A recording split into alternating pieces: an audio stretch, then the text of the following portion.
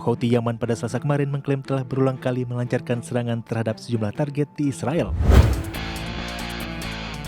Purchasing Managers Index Manufaktur Amerika Serikat pada Agustus 2025 tercatat di level 53.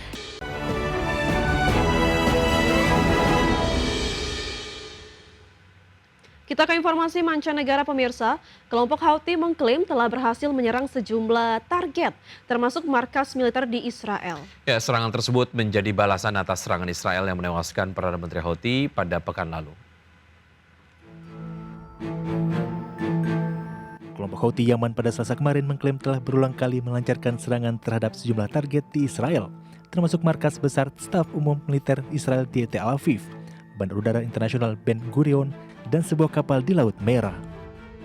Juru bicara militer Houthi Yahya Saria mengklaim drone yang diluncurkan Houthi berhasil diarahkan ke gedung markas besar Angkatan Darat Israel di Tel Aviv. Ia menambahkan drone lain juga menargetkan pembangkit listrik di Hadera, serta Bandar Udara Internasional Ben Gurion dan Pelabuhan Ashdod. Saria juga mengatakan kelompoknya telah meluncurkan 2 drone dan sebuah kapal jelajah ke kapal kontainer MSC Abi di Laut Merah bagian utara. Serangan dilakukan setelah Houthi menuduh kapal tersebut mempertahankan hubungan perdagangan dengan pelabuhan-pelabuhan Israel. Houthi melancarkan serangan balasan usai serangan Israel pada Kamis pekan lalu ke ibu kota Yaman Sanaa, menewaskan Perdana Menteri dan sejumlah menteri kelompok Houthi. Serangan itu menjadi pukulan berat bagi kelompok pemberontak Houthi yang menguasai sebagian besar wilayah utara Yaman. Berbagai sumber IDX Channel. PMI Manufaktur Amerika Serikat tercatat kembali ke fase ekspansi di level 53 pada Agustus 2025. Sebelumnya, sektor manufaktur Amerika Serikat mengalami kontraksi dalam 6 bulan beruntun.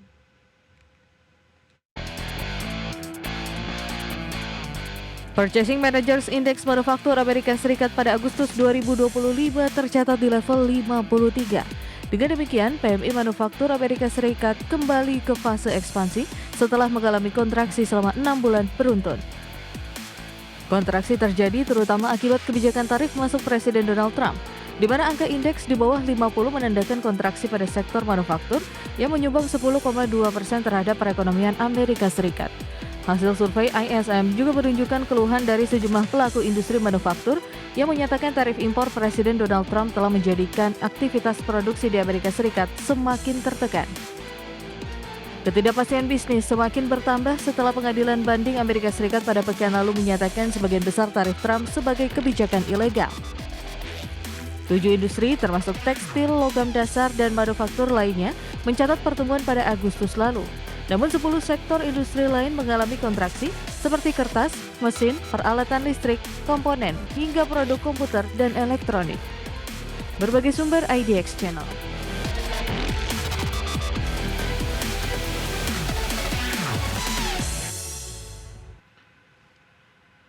Amerika Serikat mengklaim India menawarkan tarif masuk hingga 0% setelah Amerika Serikat memberlakukan tarif masuk 50% bagi India.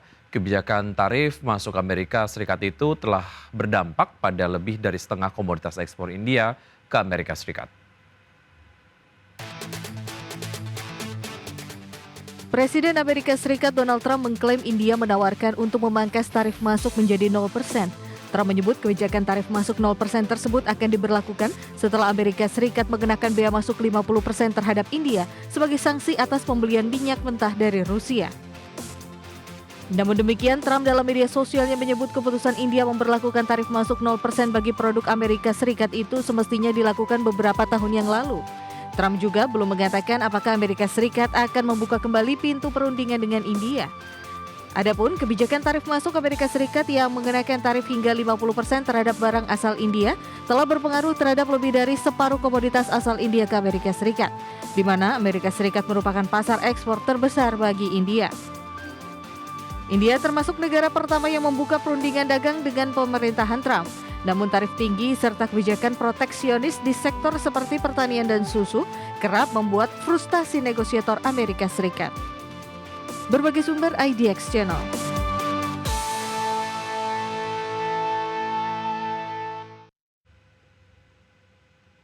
Kunjungan wisatawan asing ke Amerika Serikat terus mengalami penurunan. Data terbaru pada Juli menunjukkan turis mancanegara yang datang berkunjung ke Amerika Serikat berkurang 3% dibandingkan periode yang sama tahun lalu.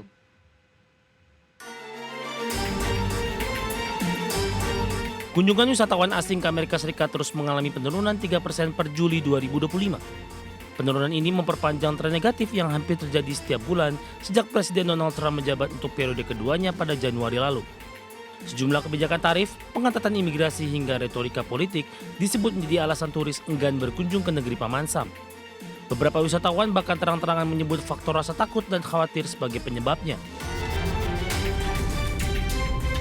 Lembaga riset Tourism Economics memproyeksikan penurunan kedatangan wisatawan internasional ke Amerika mencapai 8,2% sepanjang 2025. Meskipun lebih baik dari prediksi sebelumnya, angka ini tetap jauh di bawah kondisi sebelum pandemi COVID-19. Data tiket pesawat juga memperlihatkan perlambatan tajam arus masuk sejak Mei hingga Juli, dan tren ini diperkirakan berlanjut dalam beberapa bulan ke depan. Adapun kunjungan dari Kanada dan China tercatat anjlok tajam, masing-masing 25% dan 14% pada tahun ini. India juga turun 5,5%, berbeda dengan Meksiko yang justru mencatatkan peningkatan kunjungan. Penurunan besar dari negara-negara penyumbang utama wisatawan jelas berdampak langsung pada sektor pariwisata Amerika.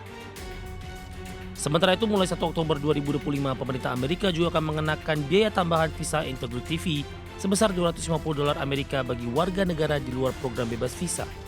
Dengan tambahan biaya ini, total biaya visa ke Amerika menjadi salah satu tertinggi di dunia. Asosiasi Perjalanan menilai kebijakan baru ini justru akan semakin mengurangi daya tarik Amerika sebagai destinasi wisata internasional. Bagi sumber ADX Channel.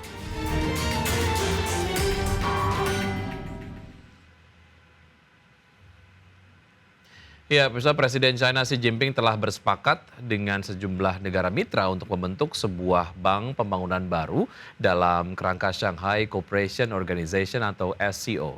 Ya, pembentukan bank tersebut mewujudkan ambisi lama pemerintah China sekaligus menunjukkan semakin besarnya pengaruh negara tersebut di kancah global. Menteri Luar Negeri China, Wang Yi, menyampaikan bahwa negara-negara anggota SCO telah sepakat mendirikan bank pembangunan baru. Wang menyampaikan pernyataan tersebut di akhir KTT SCO yang digelar selama 2 hari di Tianjin, China. Wang bersama Sekjen SCO, Nurlan, mengatakan inisiatif pembentukan Bank Pembangunan SCO telah diinisiasi sejak 10 tahun lalu hingga akhirnya terwujud dalam KTT SCO tahun ini. Bank ini akan memberi dorongan yang kuat bagi pembangunan infrastruktur bagi negara-negara anggota SCO.